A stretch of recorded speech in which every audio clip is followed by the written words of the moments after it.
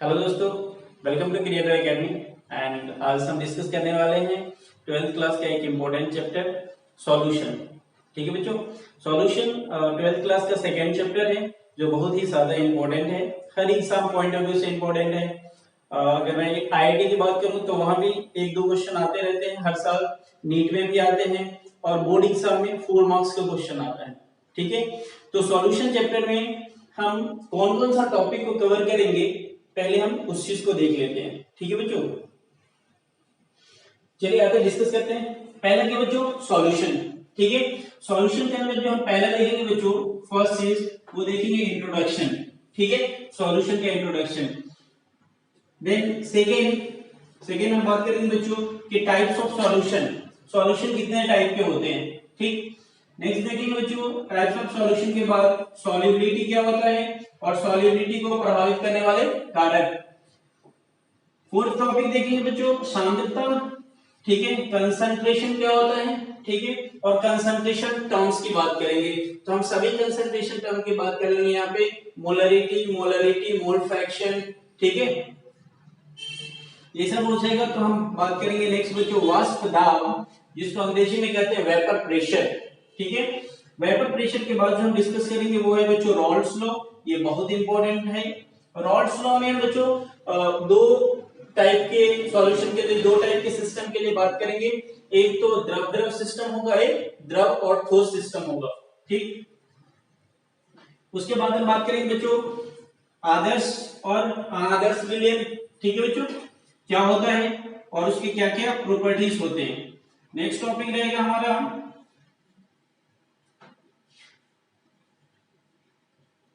Qualitative property, जिसको हिंदी में अनुसंख्यक गुणधर्म कहते हैं।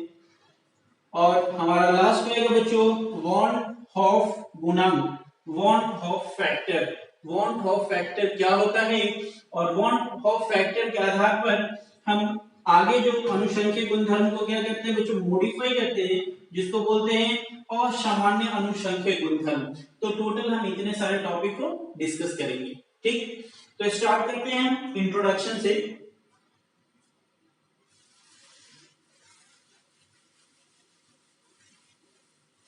सॉल्यूशन के इंट्रोडक्शन की बात करते हैं। ठीक, सॉल्यूशन बच्चों, सॉल्यूशन होता क्या है। ठीक है, तो सॉल्यूशन देखिए बच्चों, आप बचपन से पढ़ते आ रहे हो, मिश्रण। मिश्रण भाई, मिश्रण क्या होता है, जिसमें दो या दो से अधिक पदार्थों को आप किसी भी अनुपात में मिला देते हो तो जो विलयन बनता है उसी को हम क्या कहते हैं, मिश्रण कहते हैं। इसका बेस्ट एग्जांपल आपको घर में देखने को मिल जाएगा, चाय। चाय में आप लीकर, पानी, मिल्क और चीनी सब अलग अलग रेशियो में मिलाते हो कि नहीं, तो वो चाय क्या बन गया बच्चों, सॉल्यूशन बन गया। ठीक है, तो अब मिश्रण भी दो टाइप के होते हैं, एक तो समांगी मिश्रण और एक होता है विषमांगी मिश्रण।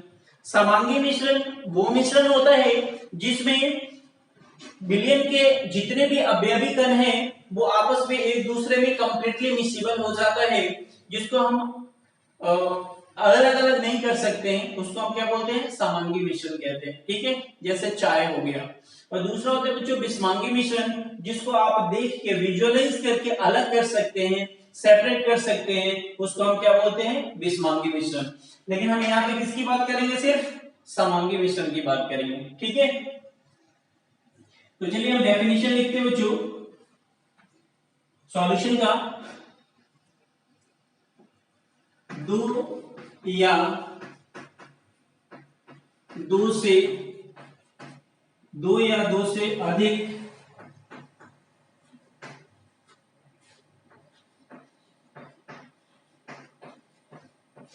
पदार्थों के समांगी मिश्रण को विलयन कहते हैं।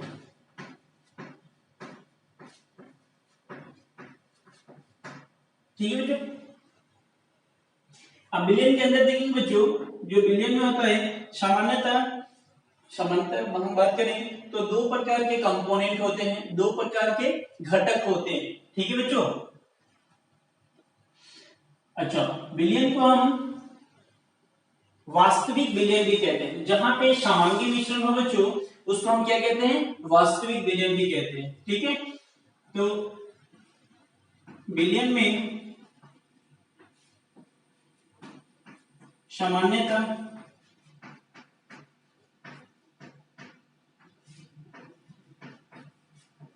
दो प्रकार के घटक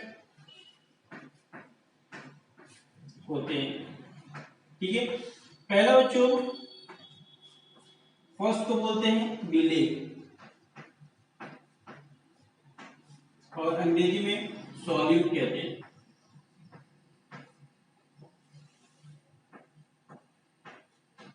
ठीक है बच्चों, सॉल्यूट क्या होता है? तो बच्चों वे घटक या वे पदार्थ जो विलयन में अपेक्षाकृत कम मात्रा में उपस्थित होते हैं, उसे हम क्या कहते हैं? विलेय कहते हैं। ठीक है, और वे पदार्थ जो विलयन में अधिक मात्रा में उपस्थित होता है, उसको क्या कहते हैं? विलायक या सॉल्वेंट कहते हैं। ठीक है, वे पदार्थ जो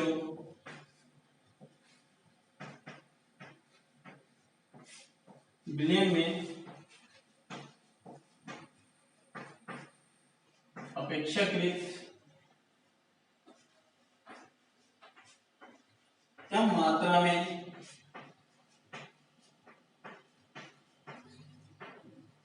उपस्थित होते हैं,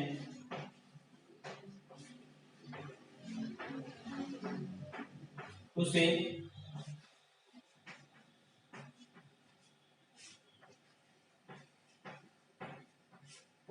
विलेय कहते हैं।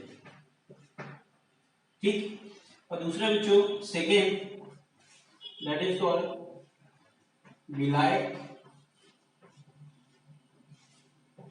और सॉल्वेंट।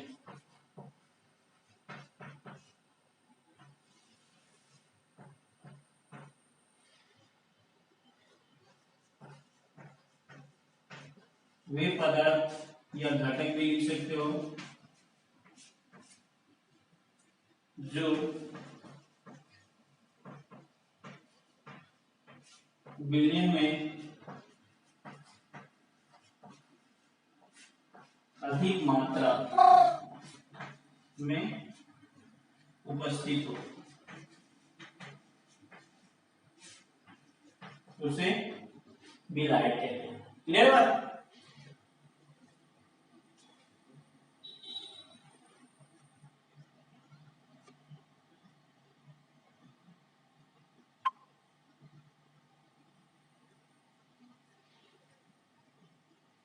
देखिए मुझे एग्जांपल,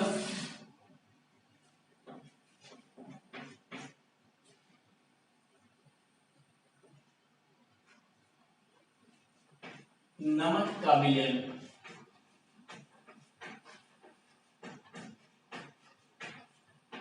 नमक का विलयन, ठीक है बच्चों, इसमें देखिए बच्चों जो नमक है वो कम मात्रा में है, तो जो कम मात्रा में उसको हम क्या बोलेंगे? विलेय। और जो विलयन है तो उसके बाद क्या होगा? जल। जो अधिक मात्रा में उसको हम क्या बोलेंगे? बोलेंगे विलायक। तो नमक क्या हो गया आपका? विलेय, और जल क्या हो गया बच्चों? विलायक। क्लियर?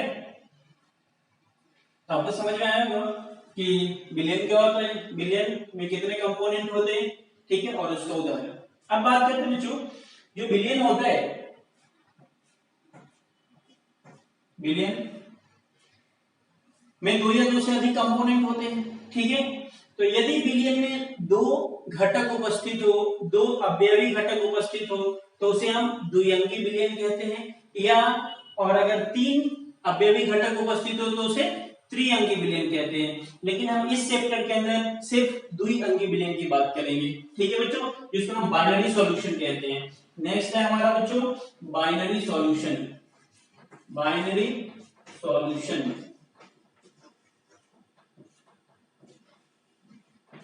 द्विअंगी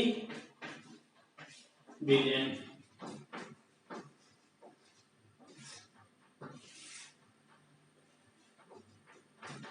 ठीक है।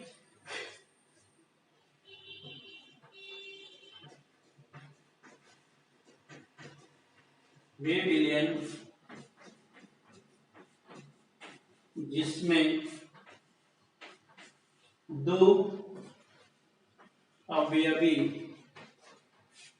पदार्थ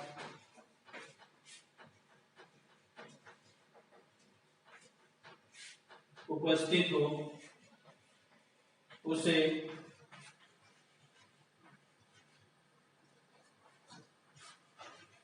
द्विअंगी विलयन कहते हैं। ठीक है बच्चों, और इस चैप्टर में हम सिर्फ द्विअंगी विलयन की बात करेंगे, बाइनरी सॉल्यूशन को हम स्टडी करते हैं। अब बात करते हैं बच्चों कि सॉल्यूशन के क्या क्या गुण होते हैं। ठीक है ना बच्चों, तो नेक्स्ट हमारा टॉपिक है विलयन के गुणधर्म।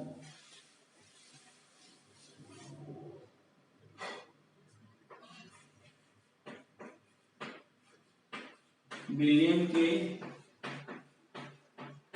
गुणधर्म,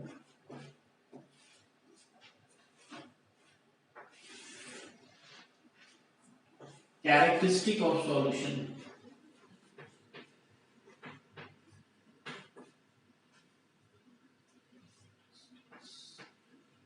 ऑफ सॉल्यूशन,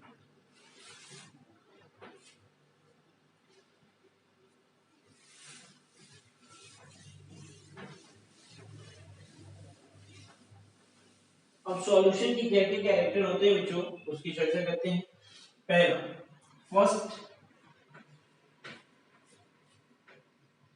विलयन में बच्चों एकल फेज होता है, एकल अवस्था उपस्थित होता है। विलयन में क्या होता है बच्चों, सिंगल फेज होता है। ठीक है बच्चों, एकल अवस्था उपस्थित होता है। अर्थात अर्थात विलयन में, विलयन क्या है बच्चों, एक एक एका एकाकी अवस्था तंत्र है। अब क्या बोल सकते हो बच्चों विलयन को, एकाकी अवस्था तंत्र। तो पहला हम लिखेंगे कि विलयन में एक अवस्था, सिंगल फेज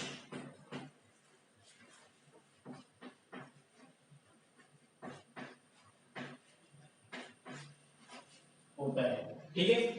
सेकेंड कैरेक्टरिस्टिक की अगर हम बात करें बच्चों, तो विलयन में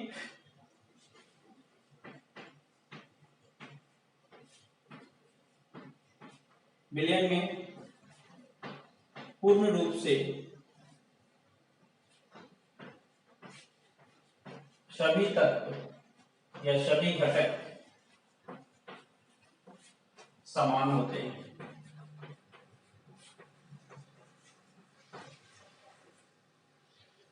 थर्ड बच्चों, विलयन में जो घटक है उसको हम भौतिक विधियों द्वारा पृथक नहीं कर सकते हैं। ठीक है ना, विलयन के घटकों को भौतिक विधियों द्वारा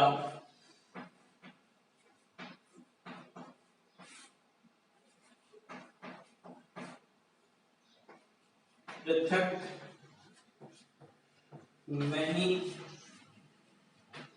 किया जा सकता है।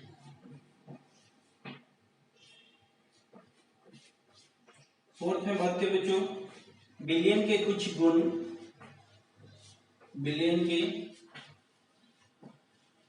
कुछ गुण जैसे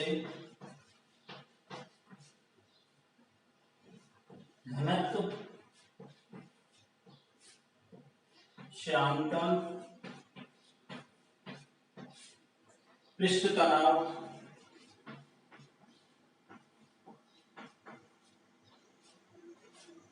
क्वथनांक,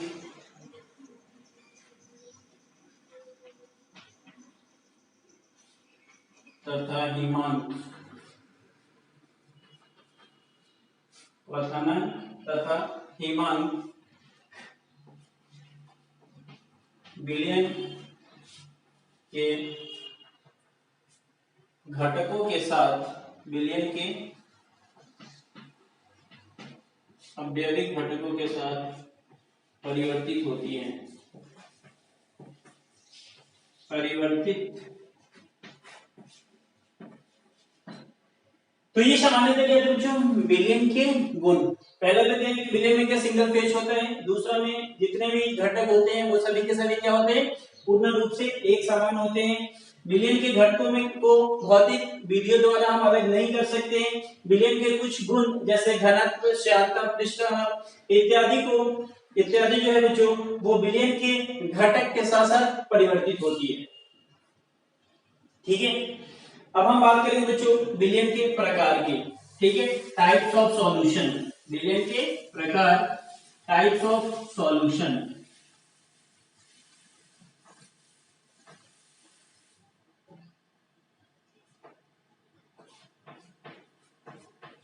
टाइप्स ऑफ सॉल्यूशन,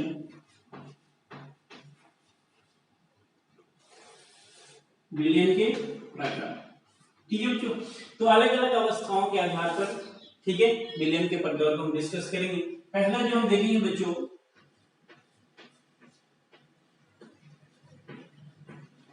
अवयवों के भौतिक अवस्था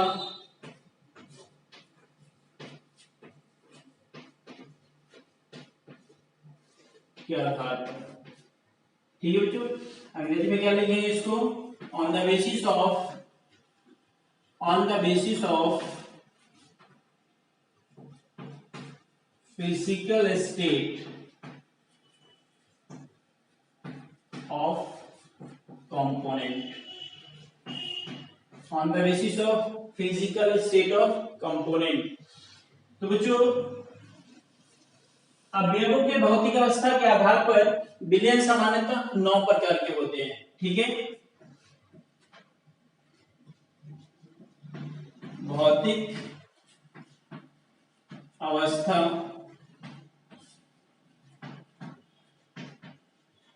के आधार पर विलयन 9 प्रकार के होते हैं। भौतिक अवस्था आप समझ गए होंगे बच्चों, जैसे गैस, ठोस और द्रव। ठीक है, यहां तक नोट करिए, मैं थोड़ा और ज्यादा स्पेस बना लेता हूं क्योंकि मुझे 9 टाइप एक साथ लिखना है, तो इसको मैं मिटाता हूं और हम टेबुलर फॉर्म में इसको नोट डाउन करेंगे। 3 टेबल बनाएंगे बच्चों।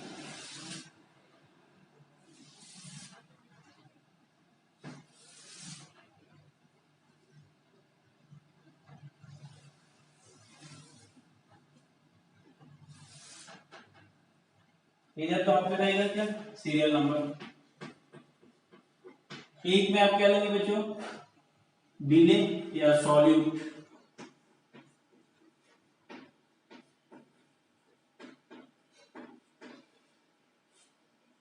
दूसरे वाला में क्या लेंगे बच्चों, सॉल्वेंट, विलायक, और इधर एग्जाम्पल, उदाहरण देखेंगे इधर।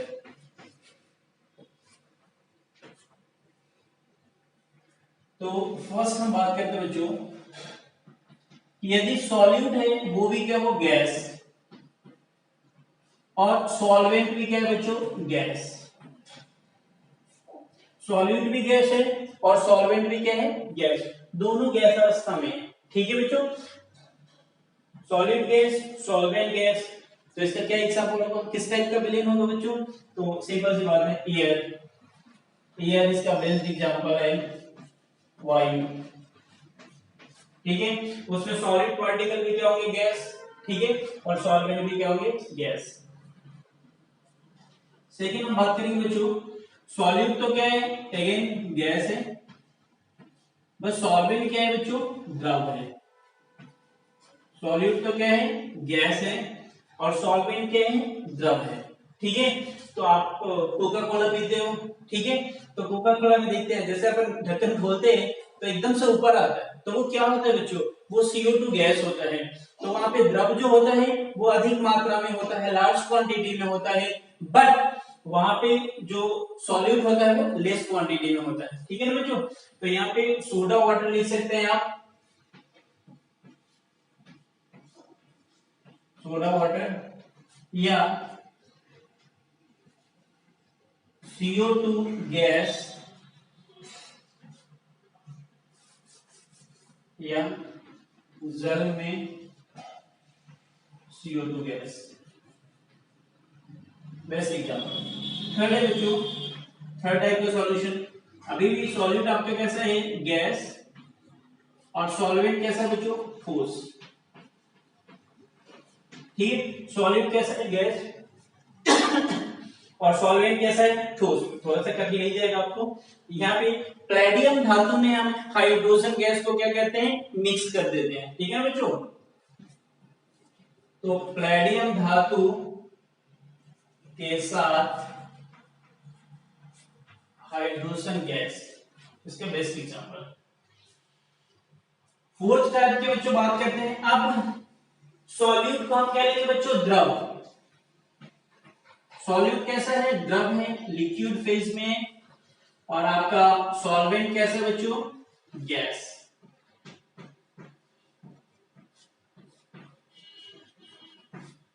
द्रव कैसा है, सॉरी, सॉल्यूट है आपका द्रव, और सॉल्वेंट क्या है आपका, गैस। तो आप सोचिए कि किस टाइप का सॉल्यूशन होगा ये। द्रव को क्या कर रहे हैं हम, गैस में मिला रहे हैं, द्रव को क्या कर रहे हैं, गैस में मिला रहे हैं। तो याद करिए, हवा में नमी, ठीक है ना बच्चों। तो इसका बेस्ट एग्जांपल क्या होगा, हवा में नमी, ठीक है। फिफ्थ,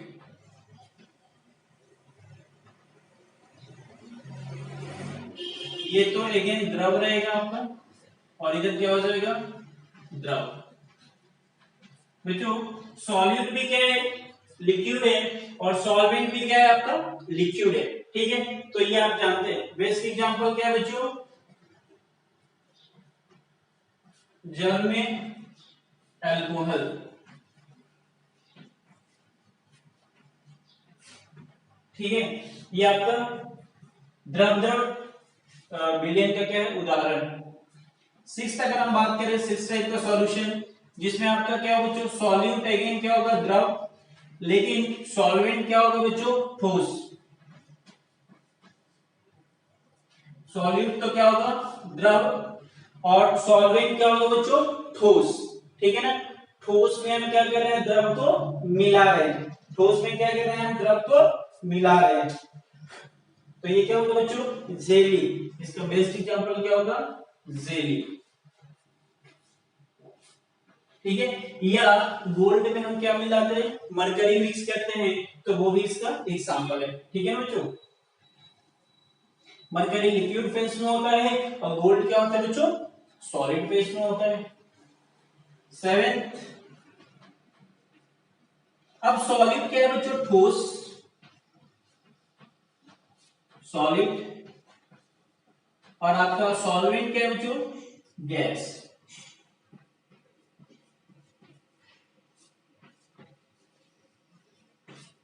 सॉलिड तो क्या है बच्चों, ठोस, ठीक है। सॉलिड क्या है, ठोस, और सॉल्वेंट क्या है, गैस। सॉलिड है ठोस, और सॉल्वेंट क्या है, गैस, ठीक। तो देखिए बच्चों, जब आप कपूर को जलाते हैं, ठीक है ना, तो ये कंडीशन आता है, ठीक है ना। हवा में कपूर, ठीक है बच्चों, हवा में कपूर, या आप धुआं भी ले सकते हैं, धुआं भी इसका बेस्ट एग्जांपल है। एट्थ टाइप का जो सॉल्यूशन है बच्चों, उसमें क्या होगा, सॉल्यूट भी ठोस होगा, और सॉल्वेंट कैसा होगा बच्चों, द्रव होगा। तो ये तो बेस्ट है बच्चों। नमक का विलयन, नमक का विलयन में नमक आपका क्या हो जाएगा, ठोस, और जल क्या हो जाएगा आपका, द्रव, ठीक। और लास्ट 9, जो सॉल्यूट भी ठोस होगा और सॉल्वेंट भी ठोस, सॉल्यूट भी ठोस और सॉल्वेंट भी ठोस। तो इसका बेस्ट एग्जांपल है बच्चों मिश्र धातु,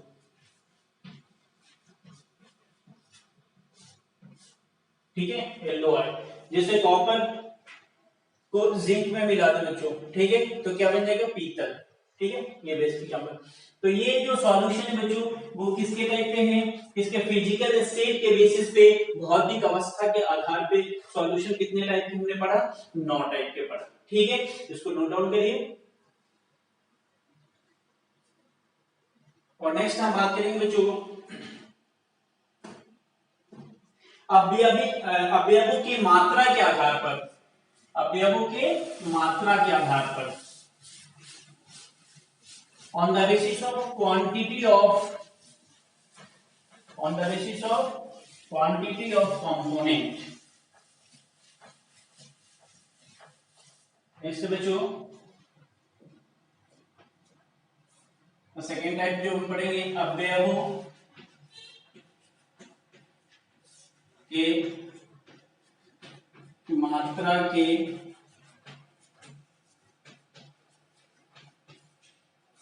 आधार पर,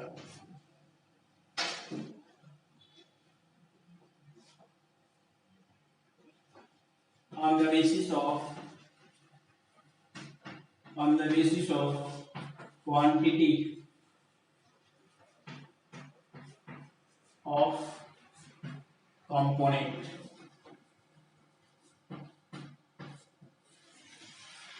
on the basis of quantity of component। तो बच्चों अवयवों के मात्रा के आधार पर जो आपका सॉल्यूशन होता है वो 2 टाइप्स के होते हैं, ठीक है। एक को बोलते हैं सैचुरेटेड सॉल्यूशन, संतृप्त विलयन, संतृप्त विलयन, saturated solution.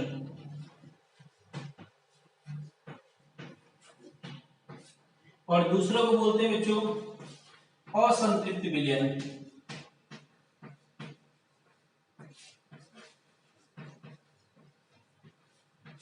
Unsaturated solution.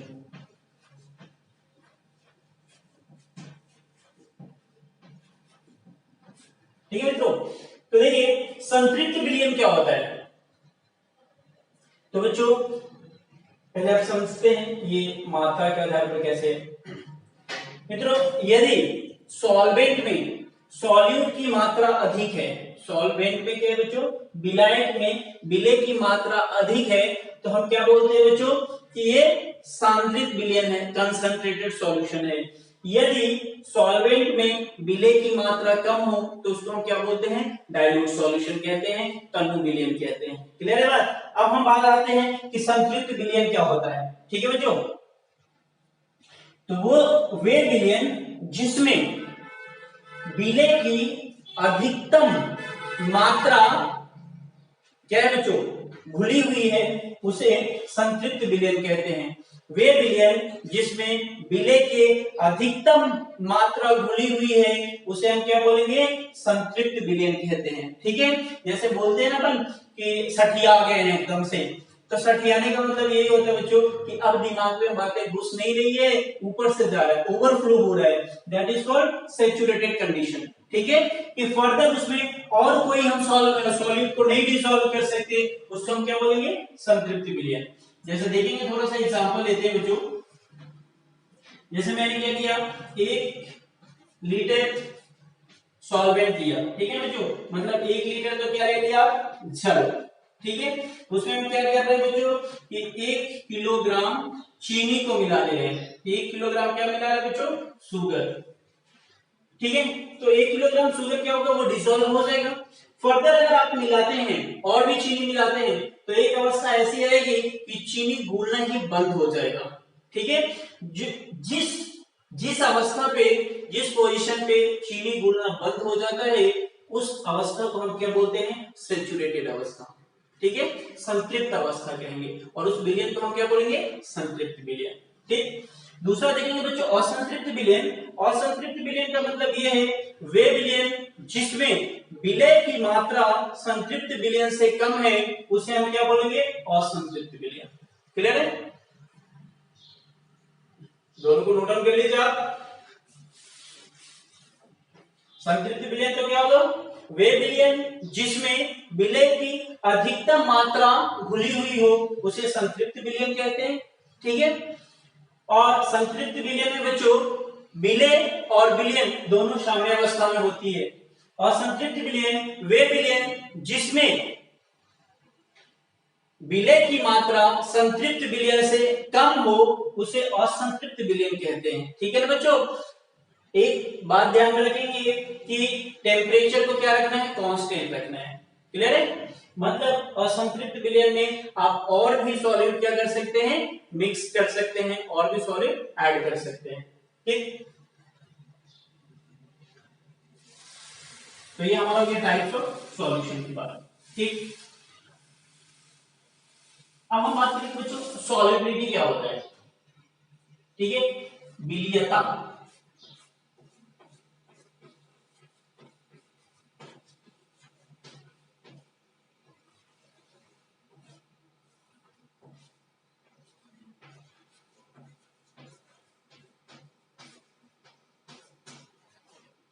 Solubility, विलीयता। तो बच्चों विलीयता क्या होता है? ठीक है, तो किसी पदार्थ की वह मात्रा, किसी पदार्थ की वह अधिकतम मात्रा जो 100 मिलीलीटर मतलब 100 मिलीलीटर विलायक में घुला हो, उसे क्या कहते हैं? विलीयता कहते हैं। किसी पदार्थ की वह अधिकतम मात्रा जो 100 मिलीलीटर विलायक में घुला हो, उसे उस विलयन की विलीयता कहते हैं। क्लियर है बात? अब विलीयता किन किन चीजों से प्रभावित होती है? ठीक है बच्चों, तो विलीयता को प्रभावित करने वाले कारक की बात करते हैं। विलीयता को विलीयता के प्रभावित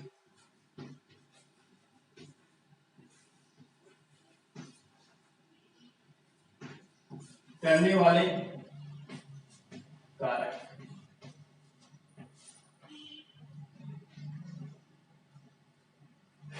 पहले बच्चों विलय तथा विलाय की प्रकृति। विलय तथा विलाय की प्रकृति। ठीक है, अंग्रेजी में बोलेंगे इसको nature of solute and solvent. तो देखिए बच्चों नेचर ऑफ सॉल्यूट और सॉल्वेंट का मतलब क्या है बच्चों? कि अगर पोलर सॉल्वेंट है, ध्रुवीय विलय है, तो वो ध्रुवीय विलायक में भी क्या होगा बच्चों? घुलेगा। ठीक है, और अगर अध्रुवीय विलय है तो वो अध्रुवीय विलायक में घुलेगा। ठीक है ना?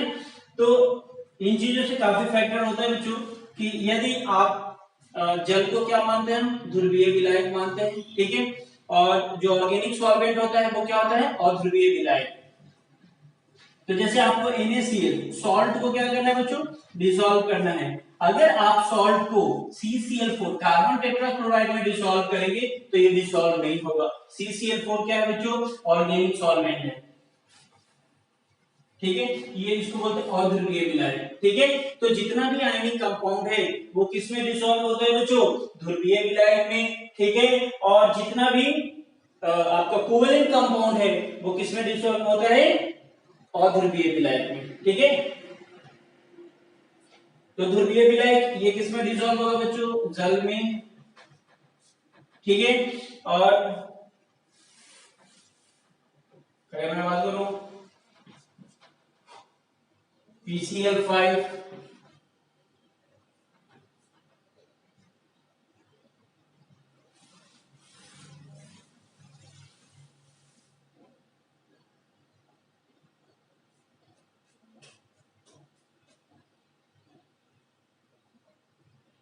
ठीक है। और ऑर्गेनिक कंपाउंड, ये जो ऑर्गेनिक कंपाउंड होंगे, ठीक है, कार्बनिक यौगिक, वो किस में डिसॉल्व होंगे, CCl4 में। इसको बोलेंगे हम अध्रुवीय विलायक, अध्रुवीय विलायक। और इसको क्या बोलते हैं बच्चों, जल क्या होता है, ध्रुवीय विलायक होता है। क्लियर बात। पहला फैक्टर हमारा हो गया। दूसरा फैक्टर है बच्चों कि प्रेजेंस ऑफ अदर बिले, मतलब अदर सॉल्यूट, ठीक है, प्रेजेंस ऑफ अदर सॉल्यूट।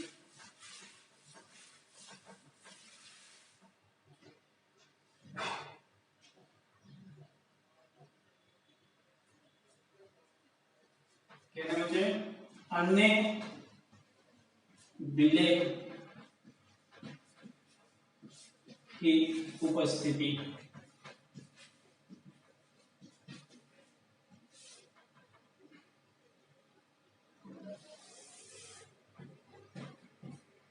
तो कहने का मतलब ये बच्चों, एक विलेय को आप डालते हो, उसमें ऑलरेडी पहले से कोई विलेय उपस्थित हो। जैसे हम एग्जांपल लेते हैं CH3COOH, ये सॉलिड है बच्चों, क्या बन जाएगा, CH3CO minus plus H plus. और दूसरा लेते हैं बच्चों CH3COMA, ये क्या बनेगा, CH3CO minus plus Na plus. मान लीजिए कि ये पहले से एसिटिक एसिड में आप क्या डिसॉल्व कर रहे हो, सोडियम एसीटेट, ठीक है। तो ये क्या करेगा मित्रों, ये क्या है, स्ट्रॉन्ग इलेक्ट्रोलाइट है, ठीक है, ये स्ट्रॉन्ग है, ये क्या है, वीक है। तो स्ट्रॉन्ग क्या करता है कि अगर दोनों में एक आयन कॉमन हो तो ये क्या करेगा, जो वीक इलेक्ट्रोलाइट होगा, जो वीक विद्युत अपघट्य होंगे, जो वीक आपका विलय होगा, उसके विघटन को क्या करेगा बच्चों, कम कर देगा, सप्रेस कर देगा, ठीक है। तो यदि अन्य विलय पहले से उपस्थित है, ठीक है, उसमें दूसरे विलय को आप डिसॉल्व कर रहे हैं, अगर उसमें कॉमन आयन है तो वो क्या कर रहा है, विलयता को कम करती है। क्लियर। थर्ड है हमारा विलय का आकार,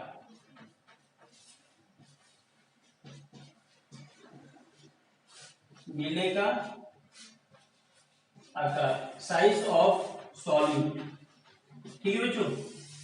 साइज ऑफ सॉलिड की बात करें बच्चों, तो यदि विलय का आकार छोटा होगा तो विलयता अधिक होगी, और विलय का आकार बड़ा होगा तो विलयता क्या होगी बच्चों, कम होगी, ठीक है। वो साइज पे डिपेंड करेगा कि जो आपका सॉलिड पार्टिकल है उसका साइज क्या है। स्मॉल पार्टिकल होगा ज्यादा डिसॉल्व होगा, अगर बिग पार्टिकल होगा बड़ा आकार का होगा तो वो कम डिसॉल्व होगा।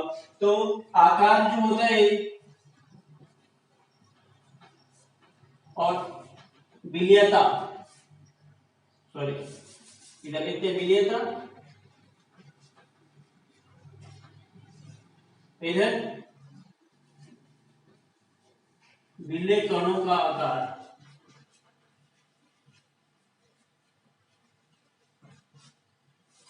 ठीक है। विलय कणों का आकार अगर बढ़ता है तो विलयता क्या होगा बच्चों, अगर ये बढ़ेगा तो ये क्या होगा, घटेगा, इनवर्सली प्रोपोर्शनल होगा, ठीक। हमारा फोर्थ फैक्टर है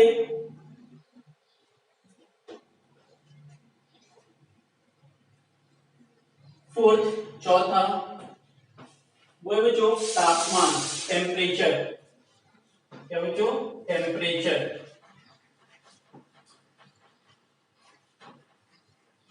हिंदी में पता है आपको, तापमान कहते हैं, ठीक है। तो सॉलिबिलिटी जो है बच्चों आपका, जिसको विलयता कहते हो आप, solubility is directly proportional to temperature. अगर ताप बढ़ता है तो सॉलिबिलिटी क्या होगा, बढ़ेगी, ठीक है। बेस्ट एग्जांपल है बच्चों चाशनी, ठीक है ना।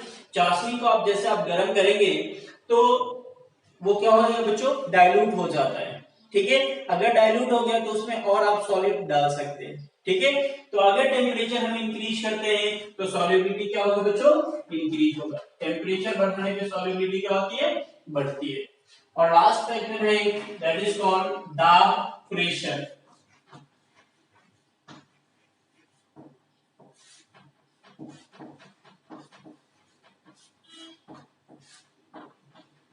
प्रेशर। ठीक है बच्चों, तो द्रव विलयन और ठोस विलयन पे दाब का प्रायोगिक रूप से कोई प्रभाव नहीं पड़ता है। एक्सपेरिमेंटली हम देखें तो द्रव विलयन और ठोस विलयन पे दाब का प्रभाव नहीं पड़ता है। किस पे पड़ता है बच्चों? गैसियस विलयन पे पड़ता है। ठीक है, तो बच्चों एक साइंटिस्ट आया जिसने क्या किया कि गैसियस विलयन और प्रेशर के बीच रिलेशन दिया। ठीक है, जिसका नाम था हेनरी। ठीक है, तो नेक्स्ट क्लास में हम पढ़ेंगे हेनरी लॉ। ठीक है, हेनरी ने क्या किया, गैसियस विलयन और प्रेशर के बीच एक रिलेशन दिया। उसने ये बोला कि mole fraction of solution is directly proportional to partial pressure. ठीक है, तो इसका हम डिटेल में चर्चा करेंगे नेक्स्ट क्लास में। ठीक है बच्चों, अपना इंपॉर्टेंट टाइम देने के लिए थैंक यू वेरी मच।